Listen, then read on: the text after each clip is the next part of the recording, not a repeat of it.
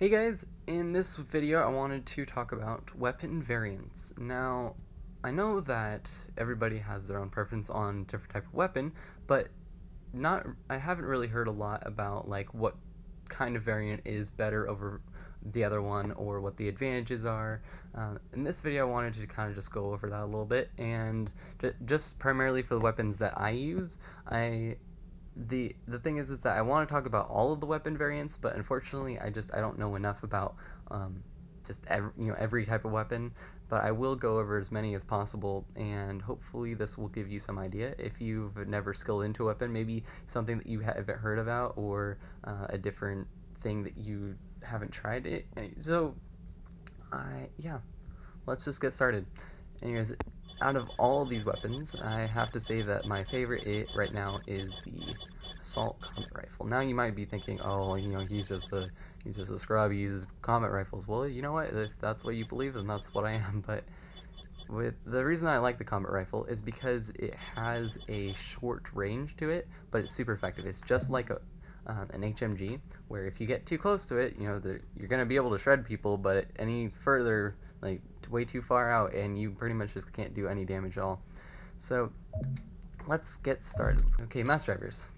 So the first type of mass driver is the standard one. Now, if I was going to recommend any of them, I would just say the standard one. So this one has a splash of 152, whereas the assault has a splash of 91. Now, what that means is that it has the greatest splash damage of any of the variant. And the reason why I say the standard one instead of the assault is that the assault, while it's faster, it fires faster. It also has a clip size of 8, and it's definitely, and it has a much larger blast radius. But that's the thing, is that it has a much larger blast radius. We're talking the Cyclones here. The standard one is about 4 meters at advanced, which means that if you fire it at your feet, as long as you fire it a little bit farther out from you, you're not going to hit yourself. But if someone gets too close with you while you're using the assault variant, you're going to screw yourself, because that 6-meter blast radius plus whatever the bonus is for the mass driver skill you're going to start hitting you. Well, it's not going to be as much splash damage. The assault is definitely more for artillery, so for standing far back and shooting down at your opponents. It can be really annoying, but I wouldn't recommend just doing this the entire match. It's more to, like, if there's a bunch of enemies huddled up in a corner or something, pull out your assault mass driver, spawn up high, and start just raining down from above. Scrambler rifles. Now this is where things get interesting. I mean, there's only 2 types, but there is a huge difference between the 2 types. So obviously we have our standard, right? So the standard has, a good amount of damage. It's able to do a charge shot, so pretty much you just charge the fire or whatever and let go to deal, I think it's like twice the damage or something. I could be wrong. Let me know in the comments if I'm wrong. It might be 2.5 or 3. But the reason that you do a charge shot is if you want to aim for your heads. So if you want to be a long range sniper, go for the standard one. Whatever. Now the assault, however, on the other hand, is great for pretty much long range. It's like a long range assault rifle. It's better than, say, the rail rifle because it doesn't have as much kick, but it also is good in close quarters combat in terms of, like, its spread, its dispersion when it's firing. Now, if I were going to choose between the two, it really all depends on your suit. If you're using an Ammar assault, go for the standard one. If you have a good trigger finger, go for the standard one. I can't stress that enough. The main difference there, obviously, is the PG here, or the main downside, I guess you could call it. Any of the assault ones, I think the best part about it is that it has a 72 clip size and a reload time of 2.5, probably the fastest in the game. And that means that not only do you have a large amount of ammo, but you're just like constantly firing it, and even if you have to go down for a reload, it's barely anything before you're back up. Then we have combat rifles. Woo, combat rifles. So the standard one is a burst. It's a, where is it? Standard one does 28 damage per bullet, and it's a 3-round burst, so it's about 85 damage, I guess, per per burst, and if you're good, you can just like slowly tap the trigger and pretty much just continuously fire the combat rifle. I have a video about this if you want to go check out my whatever it's called. Just look up. It's like how to fire the combat rifle, and it shows you exactly what I'm talking about here. But I think the best thing about the standard one over the assault is that you do have that longer range. It's a lot better at firing down like a straightaway. Not as good for, say, like close quarters combat, but it still has that good effect. For instance, if you try and hip fire it, the assault combat rifle is absolutely deadly. Though it is insane how much DPS you can put out at close range, as long as you stay on target and as long as you are careful about your trigger presses. Pretty much the reason why I like the assault combat rifle so much, and I already mentioned this, is just because it shreds people up close. It is so fun to use. It has decent clip size. I mean, the one thing you have to keep in mind though is that it does eat up your ammo supply like crazy, and it doesn't have a long range. So if if a rail rifle starts shooting at you, you might as well run. You can't fire back at them like you could with the scrambler rifle or something. And pretty much I think that they really need to rebalance the assault combat rifle versus the assault rifle, because the assault rifle should be better for close quarters combat than this one is. But I think what it makes is that 1200 RPM fire rate, so it's almost like a high power, longer range SMG. And then we have rail rifles. Now I know just barely enough in order to explain the differences between these two. If I was going to use one rail rifle over the other, it would have to be the assault again.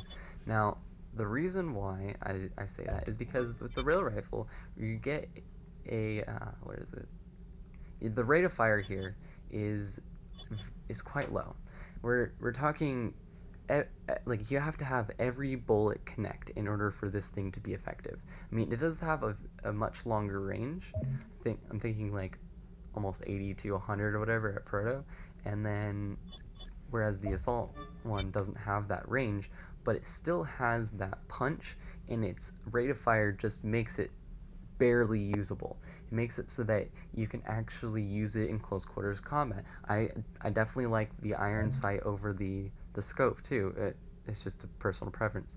But other than that, I feel like the kick on the assault rail rifle doesn't seem as intense. Now, the HMG is it has more variants than, say, a standard rifle, except for the assault rifle, but the standard one here is good for standing and delivering. So you're standing there, you're taking damage, and you're firing downrange at your opponents. That's pretty much what it's built for. It's not it's not for like running around trying to chase people down or whatever, because you have to be stationary as long as you're firing the weapon, and firing it in short bursts doesn't work as effectively as, say, the burst, and pretty much you just want to keep firing it in order to shrink your reticule down as far as possible in order to get that damage output that you need in that range.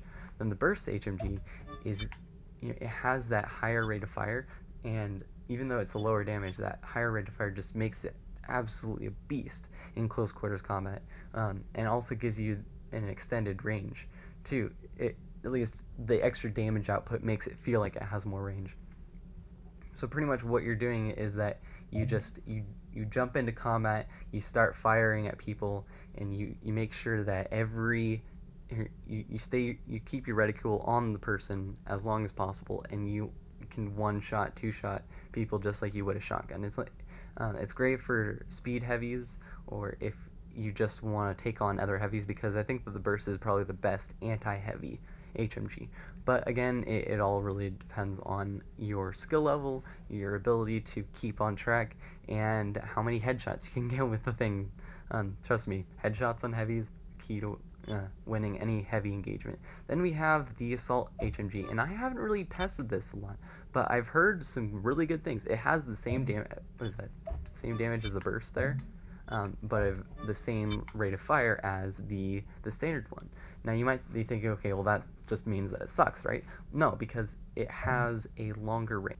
If you're going to run the assault, Make sure that you have a buddy though. It's not going to be good for close quarters combat. Make sure that you're staying, at range from people, and try not to use it as and make sure that you're not trying to use it over like what you would for a normal rifle. It does have that extra range, but it doesn't have infinite range or anything. And forge guns. Oh, these ones are fun. So we have the standard forge gun, and we're looking at a good amount of damage, a decent charge up time. However, you can hold the charge here. So pretty much you can sit there charged and wait for the tank to come into your range before you fire it. Now, the assault forge gun is probably my favorite because you can, it deals a little bit more damage. It has a slower charge up time, and it basically fires as soon as it's fully charged. But because you can't hold the charge, you can't aim it properly, which means that it's all based on luck. If the tank moves a certain way, or if you get stuck on a rock or trip over something, pretty much your shot is worthless. And that's so you're more accurate with the standard one. You take more risk with the assault one, but you can deal more DPS with it. So it really all depends on whether you're good with it, whether you have a fast suit in order to catch up with people. I prefer the Minotaur because again you have that faster movement speed. But yeah, then we have the Breach. Now this is probably the best forge gun in the right hands.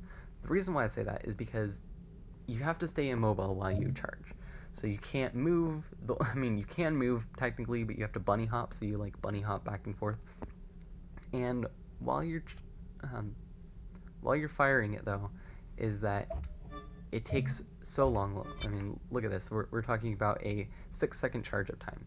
That means that it takes forever to charge it up. You can hold the charge. It deals a ton of damage. So it's basically the best alpha weapon. So you just deal a ton of damage at first. The tank gets freaked out. Maybe throws on its hardener or something. Then you wait for its hardener to go down, and you shoot another shot right into its ass, and boom. Okay, tank is dead. That's how the Breach forge gun works. But because you're immobile, because you can't move as fast, and because it doesn't deal as much DPS, it's kind of a hit or miss. Like it just really all depends on. It's more like a stationary kind of sniper kind of forge gun. So yeah, if you have any other things that you wanted to hear about or want me to talk about, or maybe hear my opinion about, well, post it in the comments, and I will maybe possibly make a video about it. It really all depends on my schedule and all sorts of things, but yeah, I really hope you guys like these things, because I really like making them. Alright, see you guys later.